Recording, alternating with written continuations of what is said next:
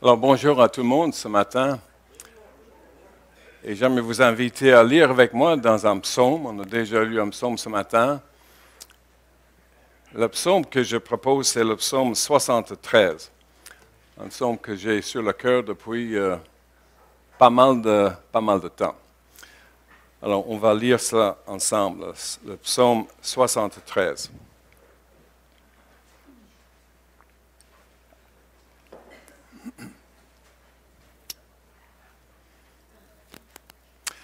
Un psaume d'Asaph. Oui, Dieu est bon pour Israël, pour ceux qui ont le cœur pur. Toutefois, mon pied allait fléchir, mes pas étaient sur le point de glisser, car je portais envie aux insensés en voyant le bonheur des méchants. Rien ne les tourmente jusqu'à leur mort, et leur corps est chargé d'embonpoint. Ils n'ont aucune part aux souffrances humaines. Ils ne sont point frappés comme le reste des hommes. Aussi l'orgueil leur sert de collier.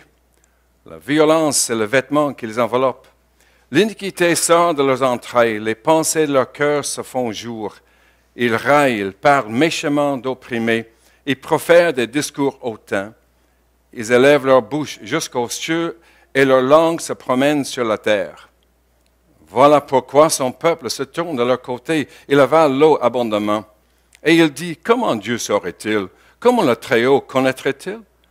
Ainsi sont les méchants, toujours heureux, ils accroissent leur richesse. C'est donc en vain que j'ai purifié mon cœur et que j'ai lavé mes mains dans l'innocence. Chaque jour, je suis frappé. Tous les matins, mon châtiment est là. Si je disais, je veux parler comme eux, voici, je trahirais la race de tes enfants. Quand j'ai réfléchi là-dessus, pour m'éclairer, la difficulté fut grande à mes yeux, jusqu'à ce que j'ai pénétré dans le sanctuaire de Dieu et que j'ai pris garde au sort final des méchants. Oui, tu les places sur des voies glissantes, tu les fais tomber, les mets en ruine.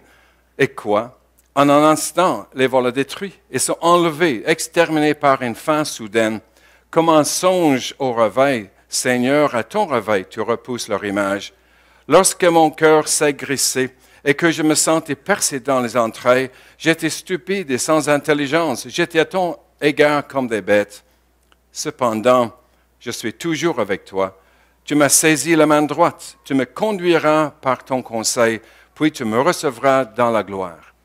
Quel autre ai-je au ciel que toi? Et sur la terre, je ne prends plaisir qu'en toi. Ma chair et mon cœur peuvent se consumer. Dieu sera toujours le rocher de mon cœur et mon partage. Car voici, ceux qui s'éloignent de toi périssent. Tu réduis au silence tous ceux qui te sont infidèles. Pour moi, m'approcher de Dieu, c'est mon bien. Je place mon refuge dans le Seigneur éternel afin de raconter toutes tes œuvres. Oui, Dieu est bon pour Israël, pour ceux qui ont le cœur pur. La parole de Dieu. Prions. Seigneur, de nouveau, je te prie pour l'aide de ton esprit, que tu ouvres nos esprits. Et Seigneur, que tes vérités soient inscrites dans nos cœurs. Seigneur, que je ne donne pas simplement une information ce matin, mais que ces méditations puissent venir de toi. Seigneur, que ça touche notre cœur, que ça nous encourage en toi. Et Seigneur, que nous puissions de nouveau voir combien tu es un grand Dieu, un Dieu digne de louange, d'adoration, un Dieu qui ne nous abandonne jamais. Au nom de Jésus. Amen. Vous avez remarqué que ce psaume commence sur une note très positive et rassurante. Dieu est bon pour Israël, pour ceux qui ont le cœur pur.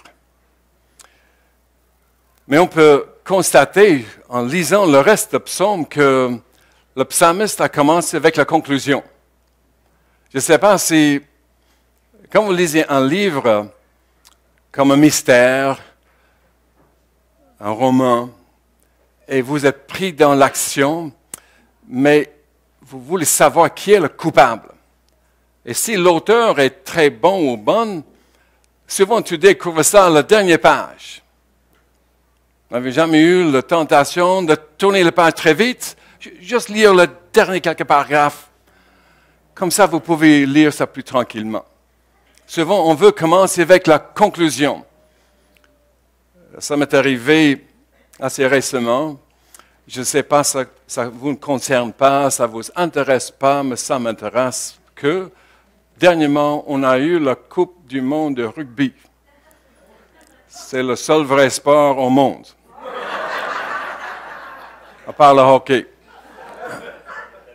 Enfin, mais quand mon pays d'origine joue, et si j'ai l'occasion de l'enregistrer, bien sûr, je vois cela après coup. C'est déjà terminé, c'est fini. Mais je ne sais pas qui a gagné. Et je vous assure, quand ça joue, quand c'est assez proche l'un de l'autre, et quand tu as peur que l'autre va gagner, la tentation, c'est de faire fast forward. Juste pour voir le score. Je n'ai jamais fait.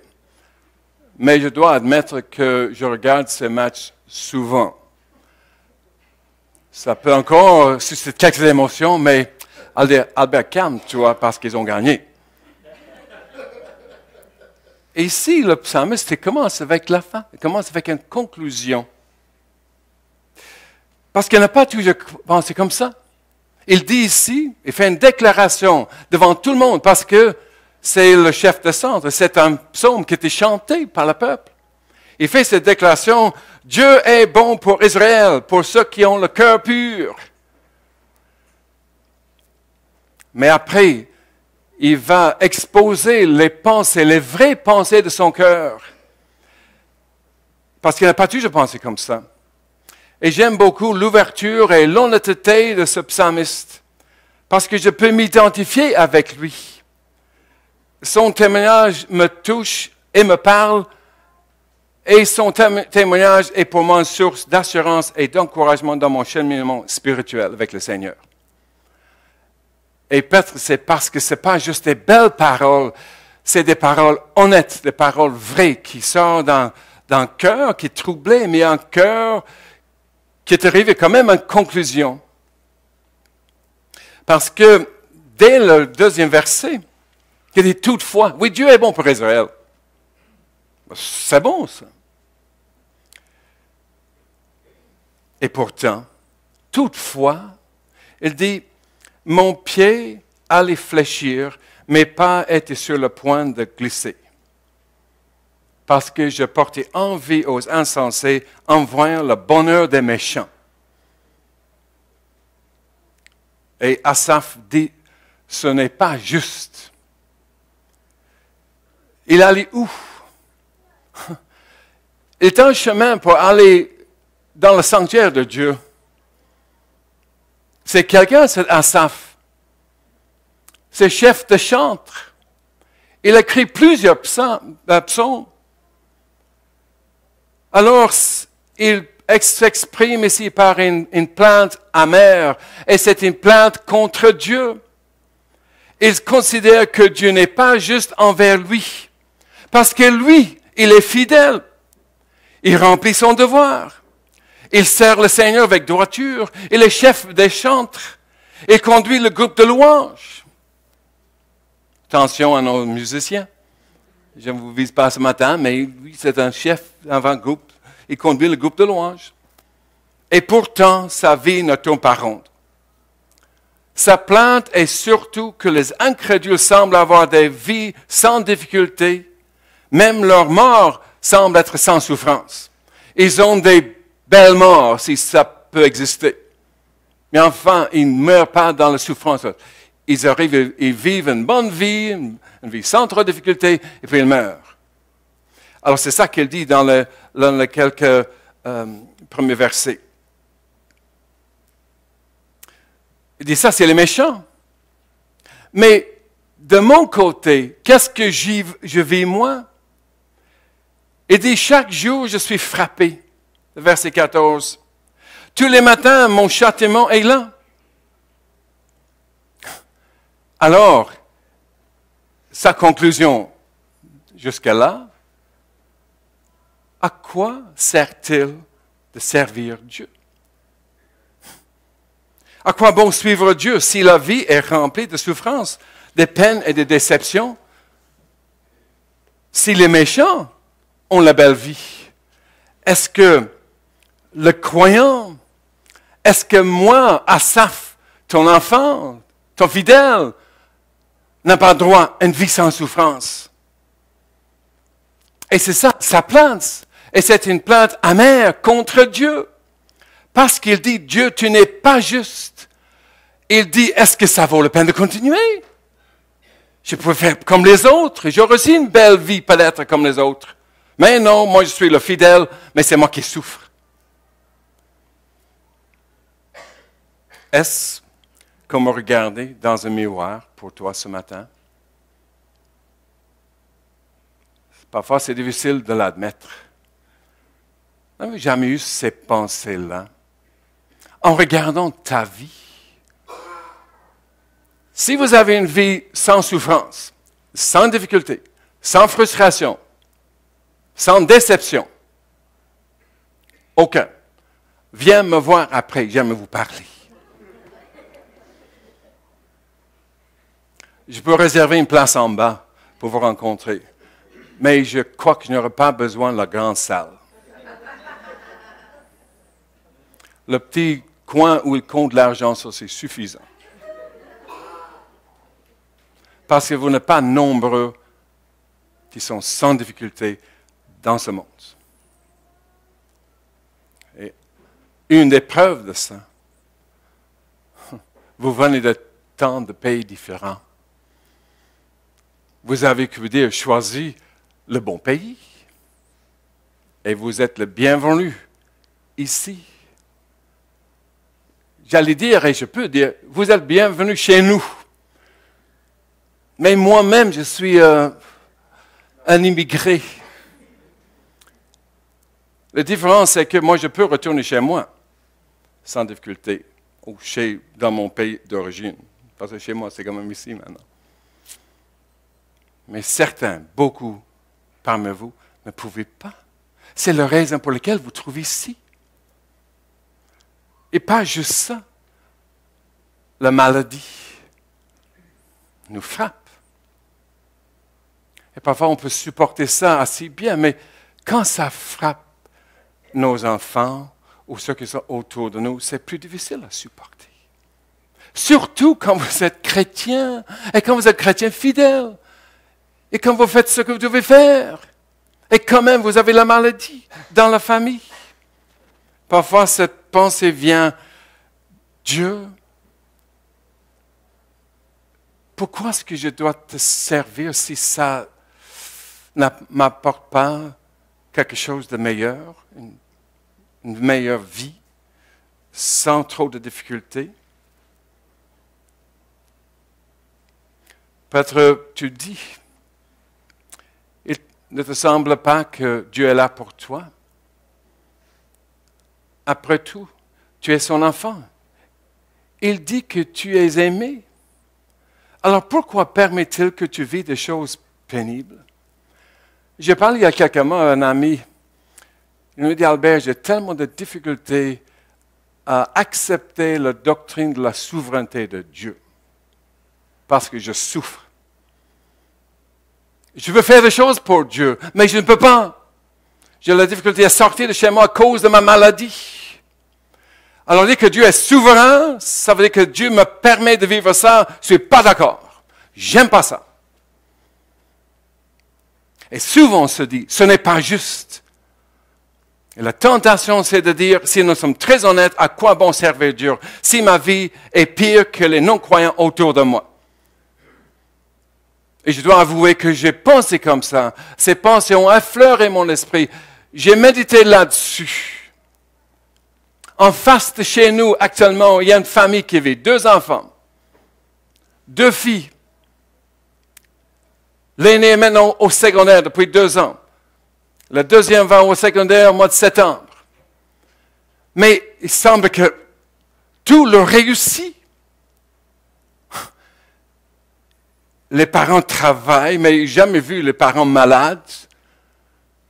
Je n'ai jamais pensé que les enfants étaient malades parce que je les vois toujours en train de jouer, pas en pleine santé, mais le dimanche matin, ils ne vont pas se placer pour aller à l'église. Je ne sais même pas s'il croit qu'il y a un Dieu. Je parle avec mon voisin qui a 80 ans, qui a tant de cancer. Je voulais essayer d'ouvrir la porte et je dis, est-ce que vous croyez à une vie après la mort? Non, non. Tout ça, je ne crois en rien. De toute façon, s'il y avait une vie après moi, je ne sais pas comment on peut mettre tout le monde. Si tout le monde est au ciel, il n'y a pas de place. Alors, je n'y crois pas.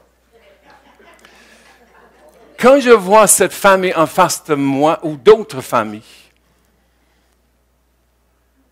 parfois, dans mon cœur, pour dire, Dieu, ce n'est pas juste. Regarde-moi, Seigneur. J'étais content chez moi, mais tu m'as appelé à quitter mon pays. Tu m'as appelé dans un autre pays, à apprendre notre langue. Et je le fais de bon cœur. Je voulais te servir. Je le fais. Seigneur, je le fais avec joie même. Pourquoi est-ce que tu as permis à ma petite fille de 6 mois d'être atteinte de cancer? J'ai 3 garçons. Et je te remercie pour mes 3 garçons. Mais une petite fille. C'était la joie de notre vie. Et quand tu vois ta petite fille à 6 mois devenir paralysée parce qu'il y a une tumeur qui pousse dans la colonne vertébrale, ça te brasse, ça te choque, ça te bouleverse. Moi qui est en train de servir le Seigneur, et je vois ça. Mais grâce à Dieu, elle a 7 ans, presque 8 ans maintenant. Elle va bien, elle a encore des séquelles, mais elle va bien. Et je remercie le Seigneur pour cela. Mais, quelle lutte intérieure! Les voisins en face, ils ont tout, sans difficulté. Et moi, Seigneur, qui te suis, qui t'aime, tu dis que tu m'aimes, pourquoi? Et tu vois l'effet que ça fait dans ma famille. Seigneur, tu n'es pas leur préféré à cause de ce qui s'est passé. Pourquoi? Et parfois, on veut une cause à effet. Je sers Dieu, Dieu me fait du bien. C'est ça que Asaph vivait.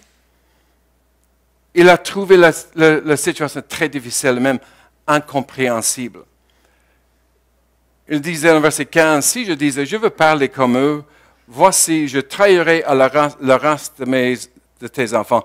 Au moins, il s'est tu. Il a pensé ça. Il n'a pas dit ça à tout le monde. Il n'a pas annoncé ça de haut de la chair. Il n'a pas chanté ça devant tout le monde, que Dieu n'est pas juste. Il pensait. Parce qu'il ne veut pas dire ça devant tout le monde, parce qu'il veut faire du tort à ta génération, à tes enfants. Alors, au moins, ça, c'est pour lui, dans cette situation, c'était quand même très positif. Mais quand j'ai réfléchi là-dessus, pour m'éclairer, je veux le comprendre. La réponse, la difficulté fut grande à mes yeux. Je ne comprends pas. Puis il dit, jusqu'à ce que j'ai pénétré dans le sanctuaire de Dieu. Et là, nous voyons un changement radical qui se produit chez lui. J'ai pu imaginer Asaph qui monte. Il monte avec ce chorale derrière, avec le musicien. Il monte pour chanter dans le culte. Il a toutes ses pensées. Ce n'est pas juste ce jour-là, mais il avait souvent ses pensées, je pense. Mais il monte avec cette amertume dans son cœur, même contre Dieu. Je vais chanter pour Dieu, avec Dieu, mais je suis quand même amer dans mon cœur. Jusqu'au moment où il pénètre dans la présence de Dieu. Et là, on voit un changement radical.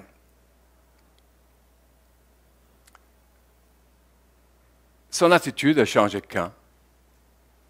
Son attitude a changé quand il est entré dans la présence de Dieu. Et là, je pense, je crois que c'est là qu'il a vu la sainteté de Dieu et non pas seulement ce que Dieu donne. Il a compris quelque chose. D'ailleurs, il le dit. Jusqu'à ce que j'ai pénétré dans le sanctuaire de Dieu et que j'ai pris garde au sort final des méchants. Oui, tu les places sur des voies glissantes, tu les fais tomber et les mets en ruine. Et quoi? En un instant, les volets détruits et sont enlevés, exterminés par une fin soudaine. Comme un songe au réveil, Seigneur, à ton réveil, tu repousses leur image. Qu'ils aient une belle vie ici-bas. Parce que ça ne dure pas longtemps. c'est juste pour le temps. Mais une éternité terrible les attend. Et c'est ça qu'Asaph voyait. Alors, je ne vais pas me plaindre parce qu'eux, ils vivent bien et moi, j'ai des difficultés. Parce que moi, j'ai quelque chose qui m'attend, comme Stéphane dit souvent, le meilleur est à venir. Le meilleur est à venir. Et à ce moment-là, Asaph a contemplé la personne de Dieu et non pas ses bienfaits. Et ça lui donne une assurance profonde, une assurance durable. Et même, je pense que c'est ça qui, dans un certain sens, qui l'a empêché de glisser plus bas. Il parle de cela. Et ces versets-là, j'aime beaucoup quand il dit,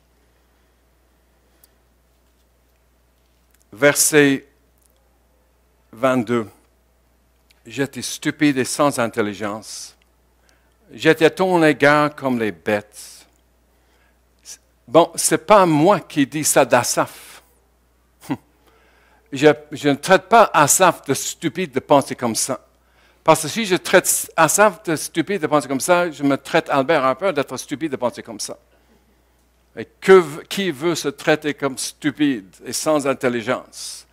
Parce que nous sommes quand même intelligents. Mais il dit ça, j'étais stupide et sans intelligence. J'étais à ton égard comme les bêtes. Mais ce qui me frappe, c'est ce qui suit après ça. Cependant, je suis toujours avec toi. Tu m'as saisi la main droite. Tu me conduiras par ton conseil, puis tu me recevras dans la gloire. Et c'est pour ça qu'Asaph peut dire, Dieu est bon pour Israël. Dieu est bon pour moi. Parce que moi, j'étais stupide. Je ne comprenais pas Dieu. Je ne voyais plus la grandeur de mon Dieu, l'amour de Dieu. Je mettais en question Dieu lui-même. Et c'est ça dans mon cœur. Dieu aurait dû me traiter comme les méchants. Il aurait dû m'éloigner de lui. Parce que moi, au moins, j'avais compris quelque chose de lui. Au moins, je croyais en lui et maintenant, je mets en doute mon Dieu. Mais au lieu de ça, il dit, cependant, je suis toujours avec toi. Ici, on voit vraiment la grâce de Dieu envers lui. Il dit, tu me tiens par la main, tu me conduiras dans cette vie, tout au travers des difficultés, les peines et les frustrations. Ensuite, tu me recevras dans la gloire, dans ta gloire. Que puis-je demander de mieux? Et maintenant, au lieu de voir les autres et comparer sa situation à la leur, il regarde vers Dieu. Et ça change tout pour lui. Tu me saisis la main. Il dit dans le verset 2 que mon pied allait fléchir. Mes pas étaient sur le point de glisser. Parce qu'il voyait que Dieu n'était pas juste envers lui. Et à vue humaine, Dieu aurait pu le laisser tomber, laisser glisser. C'est comme ça que tu penses, alors tombe. Mais non, le texte dit, tu me tiens, tu es encore avec moi, tu veux être avec moi? Tu veux que je sois avec toi? Avec cette attitude-là, à cause de cela, tu ne m'as pas rejeté. Tu veux encore être avec moi? Tu me tiens la main pour m'empêcher de glisser. Moi, je voulais tomber, j'allais tomber. Mais il y avait une main qui me retenait, qui me gardait. Et c'est ça qui fait toute la différence pour surmonter l'obstacle, pour surmonter ce que j'y vivais. Cet été, nous avons amené notre petit-fils James au zoo de Granby. Alors, dans le stationnement, il y avait un mur d'escalade. Je dis un mur d'escalade, c'était haut de 8 pieds. Pas terrible. Mais James n'a pas 6 pieds. James a 6 ans, mais bon, ce n'est pas le plus grand des enfants. Et je propose à James de grimper sur ce mur d'escalade. Il dit, oh pas non, je ne peux pas. Mais essaie-le. Vas-y. Alors, il va au mur, il met un pied, il met le deuxième pied, il monte un pied, et puis là, j'ai peur, c'est trop haut. Il descend. Vous ne voulez rien savoir. C'est correct. On retourne, on va prendre dîner, on revient. James, est-ce que tu aimerais escalader? Je serai avec toi, je vais te tenir, je vais te guider. Alors, il y avait des doutes, parce que pour lui, le mur était très haut. Il dit, James, voilà, je suis là avec toi. Je suis derrière toi. Tu ne peux pas tomber, je vais te tenir. James, mets ton pied là, sur le petit chose grise. Et maintenant, tu mets l'autre pied sur ce qui est rose. Et après, tu montes, tu mets ça sur le vert, tu tiens le bleu en haut. Alors, je l'ai guidé. Et puis, James est monté au-dessus de ma tête.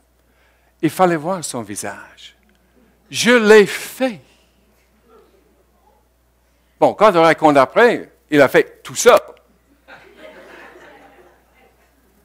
Mais il savait très bien que Opa était là et ses grands-mains étaient là derrière.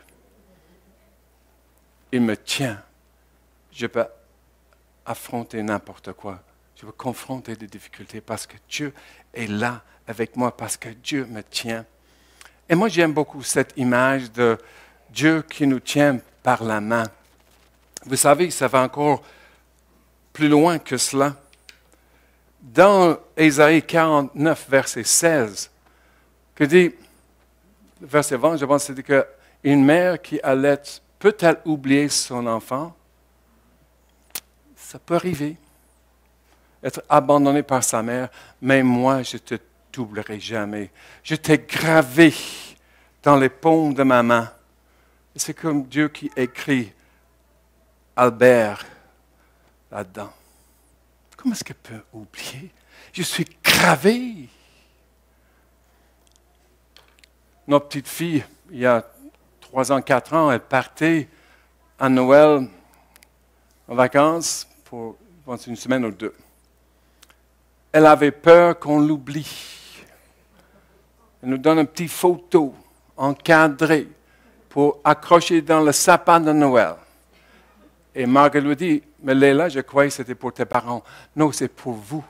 Parce que je ne veux pas que vous m'oubliez quand je suis parti. Parce que je pars pour 2 semaines.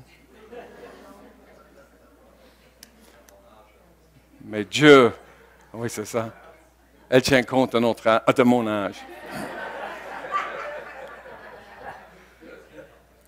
Mais Dieu n'a pas juste mis une petite image.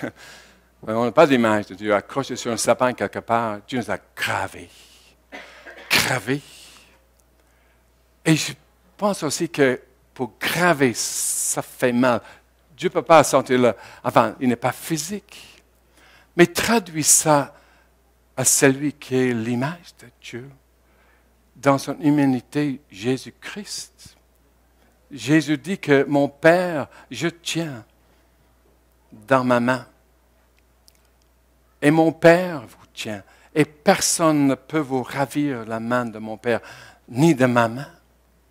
Et moi, je vois cette image. Si nous sommes gravés dans la main de Dieu, nous sommes aussi gravés dans la main de Jésus. Et Jésus nous tient la main. Mais chaque fois, pour prendre notre main, ou pour être gravé, quand il voit notre nom, il doit ouvrir la main pour lire. Qu'est-ce qu'il voit? Il voit ton nom. Mais il voit aussi les marques, les clous. J'ai payé pour toi. C'est pour ça que je peux te graver dans ma main. C'est pour ça que je ne peux pas t'oublier. Parce que c'est gravé et les marques des clous sont là. Et chaque fois que je vois ton nom et je vois celui ou celle que j'aime, je vois aussi le prix que j'ai payé pour t'avoir.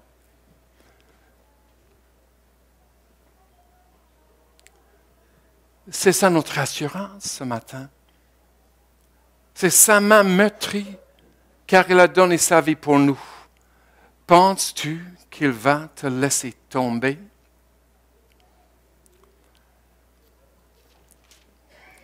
Et puis, quelle était leur réaction? Quel était un chant à ce moment-là d'Asaph? Quand il réfléchit à cela, cette grâce de Dieu envers lui, cette présence de Dieu avec lui tout le temps, comme on a chanté pour les enfants, est en haut, en bas, devant, derrière, tout autour de moi. Il est toujours là. Alors, nous ne serons jamais oubliés. C'est lui qui nous saisit la main droite. C'est lui qui nous conduit dans la vie. Il nous donne des conseils. Et puis, à la fin, il nous reçoit dans la gloire. C'est une promesse pour les enfants de Dieu. Alors, quand le psalmiste voit cela, il dit, quel autre ai-je au ciel que toi? Et sur la terre, je ne prends plaisir qu'en toi. Vous voyez, ils ne voient plus ce que les méchants ont. Ils ne voient plus leur vie, leur belle vie, les bonnes choses qu'ils ont. Ils ne voient plus ça. Ils voient quelqu'un. Et ce quelqu'un est Dieu. Quel autre ai-je au ciel que toi? Et sur la terre, je ne prends plaisir en toi. Puis il revient à sa propre vie, ce qu'il vit. Ma chair et mon cœur peuvent se consumer. Il ne dit pas, maintenant Seigneur, que j'ai compris ta présence, que j'ai compris ta grâce, que j'ai compris que tu me tiens par la main, maintenant arrange ma vie un peu. Non, il dit, ma chair et mon cœur peuvent se consumer. Le physique peut être dur. Mais mon cœur peut être déçu, frustré. Dieu sera toujours le rocher de mon cœur et mon partage. Car voici ceux qui s'éloignent de toi, Père, tu réduis au silence tous ceux qui te sont infidèles. Pour moi, m'approcher de Dieu, c'est mon bien. Je place mon refuge dans le Seigneur l'Éternel afin de raconter toutes tes œuvres. Il ne parle pas ici de changement de circonstances. Il ne parle même pas d'avoir enfin compris pourquoi ces souffrances. Il ne vient pas avec une réponse toute faite. Il vient avec une personne en qui lui peut avoir confiance. Parce qu'il voit Dieu tel qu'il est. Il voit le Seigneur tel qu'il est. Il voit la relation que Dieu va avoir avec lui. Il voit sa relation avec le Seigneur. Et en voyant sa grâce et l'assurance qu'il nous promet, peut-on lui faire confiance avec le reste? Je ne veux pas dire ça comme un cliché évangélique. Comme des personnes que je parle avec des personnes qui souffrent, leur vie c'est difficile. Comment ça va? La personne répond, avec le Seigneur, ça va toujours bien. J'espère. Finalement, avec le Seigneur, ça va bien. Mais c'est parfois une réponse facile. C'est une réponse pour dire, écoute, je ne veux pas en parler. Et ce n'est pas très chrétien de dire que non, ça ne va pas. Avec le Seigneur, je suis déçu. Oups. Ça, c'est plus choquant. On ne parle pas comme ça. Quand on parle de Dieu, on reste toujours positif. Parce que Dieu est bon.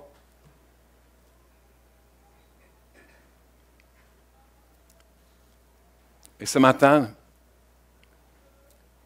je ne viens pas non plus avec une réponse toute faite. Je ne viens pas non plus dire, écoute, si vous aviez plus de foi, ça serait plus facile pour vous. Je ne viens pas non avec une promesse qu'à partir d'aujourd'hui, Dieu va éclairer votre chemin. Vous allez comprendre pourquoi, le pourquoi de tout. Je ne viens pas vous dire qu'après aujourd'hui, vous n'aurez plus de souffrance, vous n'aurez plus de difficultés, vous n'aurez plus ces questionnements. Vous aurez encore ces questionnements.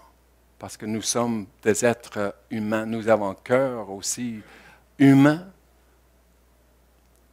Mais parfois on questionne parce qu'on vit des choses difficiles. Je sais que la douleur et les peines peuvent encore nous accompagner sur notre route ici-bas. Mais ce matin, ce que je peux dire, c'est que nous sommes quand même entre bonnes mains. La main qui nous tient et la main qui tient l'univers tout entier. Est-ce que je le crois? Est-ce que je le vis? Est-ce que je peux dire, quel autre ai-je au ciel que toi? Et sur la terre, je ne prends plaisir qu'en toi. Pour moi, m'approcher de Dieu, c'est mon bien. Ça semble un peu théorique peut-être, parce qu'on ne voit pas Dieu. M'approcher de Dieu, c'est mon bien. Mais le psalmiste le dit. Il dit, je place mon refuge dans le Seigneur, l'Éternel, afin de raconter toutes tes œuvres. Mais pour lui, les œuvres ne semblaient pas trop brillantes. Il voit autre chose que sa vie à lui. Il voit l'œuvre de Dieu. Il voit la grande œuvre de Dieu. Il voit ce Dieu, le Dieu qui sauve, le Dieu qui garde, le Dieu qui poursuit dans son amour, le Dieu qui l'accompagne, le Dieu qui le tient par la main, le Dieu qui l'empêche de glisser, de tomber finalement. Il voit Dieu. Alors il dit, quel autre ai-je au ciel que toi? Et pour nous, on peut dire ça facilement. Oui, Dieu est au ciel. Parce que je ne vois pas d'autre chose que j'aimerais au ciel que lui. Mais sur la terre, je ne prends plaisir qu'en toi.